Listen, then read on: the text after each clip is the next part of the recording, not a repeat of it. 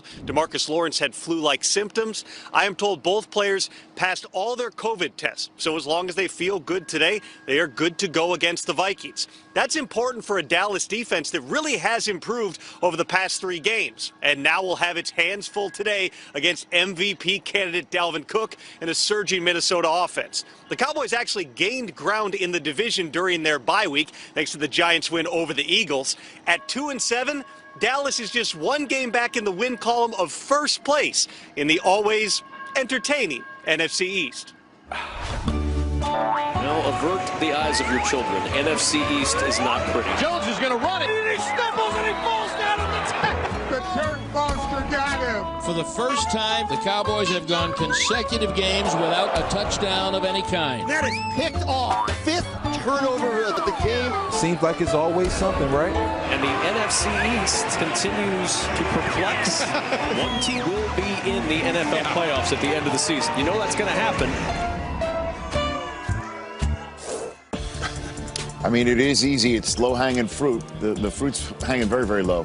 I mean, think about it. The Eagles are 3-5-1 in first place, and the hottest team in the division, isn't even on the team in the hunt. They're not even sniffing it, according to all of us, even though they're just a game out, because they're 3-7 behind a 3-5-1 team. Giants on a bye week, having won 2 in a row. Who's going to win this division when it's all said and done, Irv?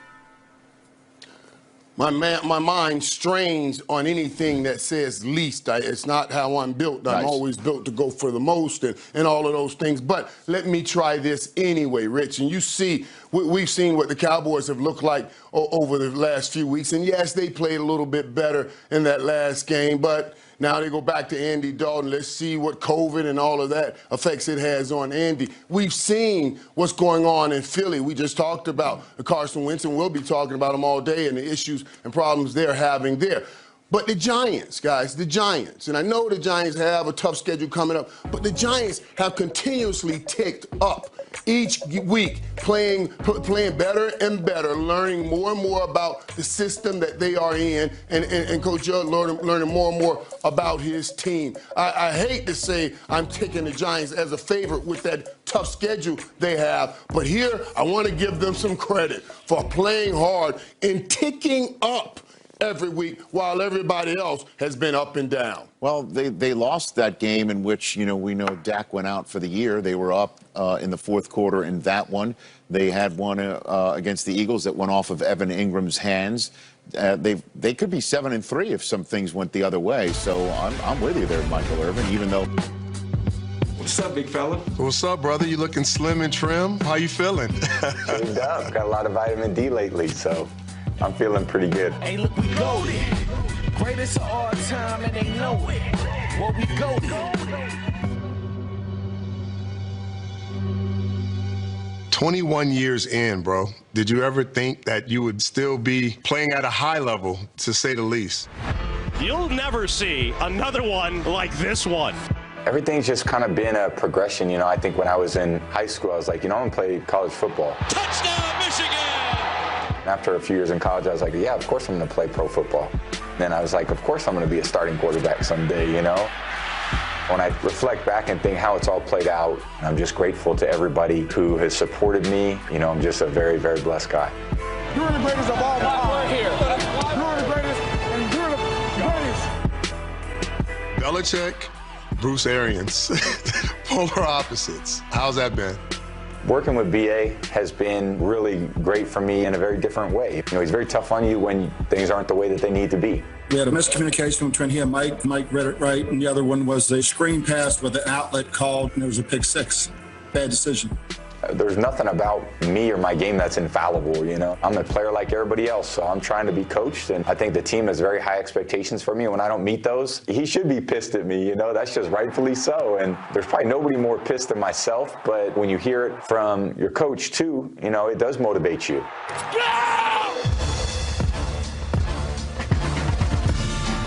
I've looked back in the past, and I was like, man, he's been around some really talented position groups. But now, do you look at the roster and be like, there's no way we shouldn't win every single football game?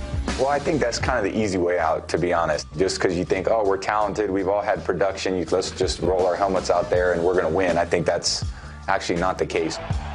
Mike's a spectacular player. Chris is a spectacular player. Antonio's a spectacular player. But it doesn't mean, okay, great, you should go out and just figure things out. That's not the way football works. It's too difficult. Brady slings it to Rob Gronkowski. You've always been about your teammates. One of your teammates, Gronk, thought it was important to come out of retirement because he wanted to play with you. He's starting to seem like he's starting to get back into the Gronk of old. Brady lobs one downfield. Caught ball by Gronkowski. After he caught that seam last week and then ran it down to the 5-yard line, when he starts strutting on the field, you know he's feeling really good. He's a beast. His ability has been unmatched. You mentioned Antonio Brown. You guys have a special relationship outside of just football. How important was it to get him on the football team? I watched Antonio play for a long time and thought he was a spectacular player. You know, I think anytime you meet different people in your life and you think that you can be a mentor in some way, you know, that's something that I've always enjoyed as quarterback. Because I am older than, you know, basically everybody at this point. So, you know, I've had a lot of guys that are a lot younger that are going through circumstances that I went through when I was their age too. And when I was young, I had guys like you. I had Teddy, you know, I had Drew Bledsoe. So when I look back on my career, it's going to be about the relationships that I have. That's a big part of the reason why I still play football. I appreciate your time, brother, as always, man. I love you and the family, and keep up the good work, and I'll talk to you soon, okay? Same here, man. Great seeing you. Two old friends catching up. And this game that Brady plays in with the Rams on Monday night will have some significant historically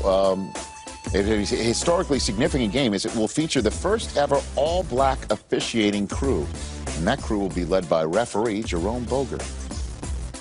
123 passer rating during the Vikings' 3-game win streak, and he was about as fired up as you will ever see him on Monday night in Chicago. In fact, star running back Dalvin Cook told me Cousins even put Cook in check when Cook, the MVP candidate, was chirping with some Bears players late in that game. You got to respect it, Cook said. Kirk's in the zone.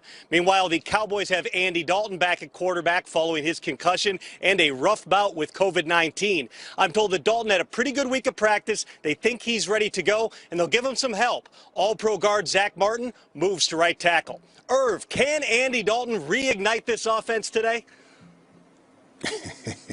When you say reignite, I start thinking in my head, reignite him like Dak Prescott did? And no way he can do that. But maybe to some degree, he can do just that. Around here in Dallas, everybody's screaming for Gilbert. Put the kid back in. Let the kid play. But you talked about Andy Dalton and the issues that he's had. Maybe this COVID fall that Cam says had him playing poorly works opposite for Andy Dalton and makes him play better. And he gets the ball out of his hand quicker and let the playmakers on the Dallas Cowboys do their thing. So I'm saying, at least I'm hoping in my heart, that yes, they can do that. Now let's go to Indy and Stacey Dales. Well, Irv, speaking of quarterbacks, Colts quarterback Philip Rivers actually averages more pass yards per game against the Green Bay Packers, think about this, than any team he has faced in his career. The sample size is 4 games, 372 yards on average.